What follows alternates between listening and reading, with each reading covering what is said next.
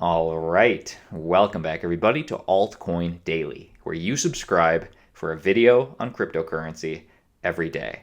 My name's Austin, and in today's video, Bitcoin made it into the recent Spider-Man movie. This is something you might not have caught.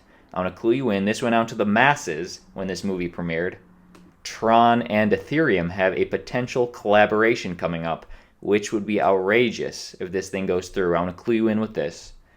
And like always, I want to go over Bitcoin and where we stand in the crypto market. So hit that like button and let's jump in. The Bitcoin price and the entire crypto market is looking very strong coming off the weekend. In fact, now that we are 8 days into April, we can see that Bitcoin has been building some nice, steady momentum for the whole month now, for all 8 days at least. To offer some perspective, just at the beginning of last week, around April 1st, the total market cap was sitting at around $147 billion. Now, just 8 days later, we're at $183 billion. That's almost a 25% gain for cryptocurrency in the last week. We're building some great momentum. Things of note that I want to put on your radar, things that I think you should be aware of. First off, Bitcoin, the price of Bitcoin shot right up past, really its last major resistance before 6,000. It shot right up past 5,200. We seem to be holding at the moment, but the only resistance past 5,200 is 6,000. Since we're already past its 200 MA, and if we can get past 6,000 and hold there and stay there, if we pass that, I think that's when we're going to see a lot of those bulls, those institutional bulls, start to stampede. The second this happens, I'm going to let you know. To finish up the market, Ethereum pumping huge today, up over 8%. This was around 10% earlier today. This is one of the big reasons that the total market cap is shooting up today. Ethereum bringing up the market. Tron and Stellar both doing very well, up over 6%. But really what I want to point out to you is, first off, some very fishy price action going on with the Vechain. Shot up into the top 50, up over 360%. This looks like very fishy movement. I'd be very cautious. Look at this. Total 24-hour volume is abysmal. This looks like clear pump and dump action. I'd be very careful. But the other big winner today is Nano, up almost 20%. Nano looking very strong. That's today's market. Now let's focus on Bitcoin. If the price of Bitcoin, if it repeats itself, if the price action, I should say, repeats itself, then we may be in for a potential dump. I'm not a financial advisor, and I can't see the future. I wish I could. But I think in times like these, when it's pretty obvious that the excitement for cryptocurrency and the excitement for Bitcoin, especially in this last week, what I want to point out to you is, let's go into Bitcoin over the last year. And let's go into the price of Bitcoin for 2018. I want to take a look at history and offer some perspective. You'll notice after we hit those all-time highs and after we did our little dead cat bounce, traditionally the market tends to always go up sometime in the summer. Why does it do that? That's hard to say. Could be for a lot of reasons. But you'll notice back in 2018, when the price of Bitcoin was in the 6,000s, and everybody just assumed, okay, we finally are near bottom. We're going to start to trade sideways. Bitcoin rallied from 6,700 all the way up to almost 10,000. And when was that? That was over the last 2 to 3 weeks of April and into May. Back then, the price of Bitcoin almost got to 10,000. And I don't know if you remember, but back then, there was article after article after article coming out, experts saying that May of 2018 will be the last month that the price of Bitcoin is under $10,000. This would be the last time we would see a $9,000 Bitcoin or below. Obviously, that wasn't the case. We saw our little summer rally, and then the price of Bitcoin sunk back down into the 6,000s, and as you know, back into the 3,000s at the end of the year. That was 2018. Let's look at 2017. A little bit harder to see, but the point still stands. The price of Bitcoin went from the 1,000s, had its little summer rally, into the 2,000s, and then went right back down into the 1,000s for 2017 before we rallied at the end of the year. We could go on and on. It's way easier to see in 2016. We had our summer rally back in June.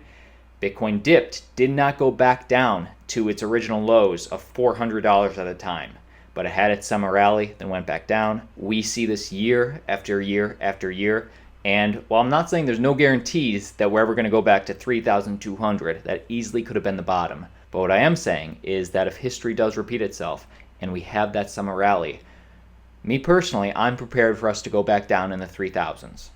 That's me. Now, it's also very possible that because of all the fundamental adoption and implementation we've been seeing, it's very possible we just continue going back up. This is crypto. Anything's possible. Just be sure that when you're trading, when you're buying, when you're selling, stick to the FA and the TA, the fundamental analysis and the technical analysis, and not so much the EA, the excitement analysis. Speaking of technical analysis, and this chart is from a few days ago, but right now we are dangerously overbought. And if you look at the history of Bitcoin back in 2017, back all the way really till since 2014 at least, every other time the price of Bitcoin was this overbought, we dumped. At the peak of the bull run in 2017, we were overbought, we dumped.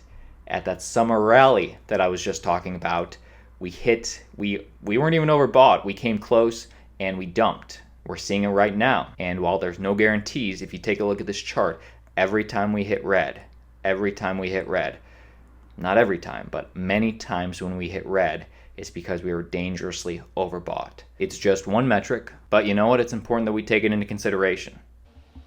But make your own decision. I just want to offer you that perspective.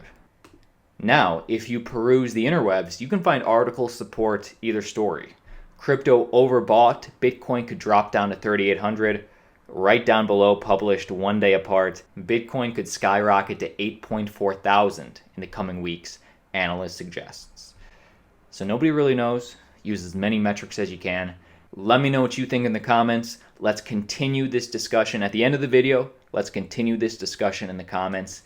3 news articles for you, and I do want to get to Spider-Man, but first, Tron's Justin Sun hints at an official collaboration with Ethereum this year.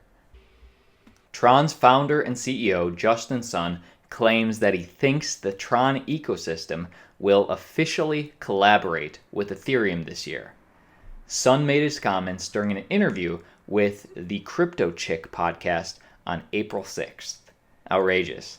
Nobody has thrown more shade at Vitalik Buterin and Ethereum than Justin Sun. Justin Sun claims all the time how much better he says that Tron is than Ethereum. Now he wants to collab with them?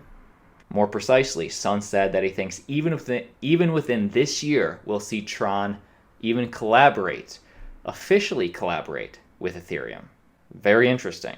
Really, the only positive thing we've heard Justin Sun say about Ethereum and Vitalik in the past few months is that he does admit that competition brings a better product. So that's been positive.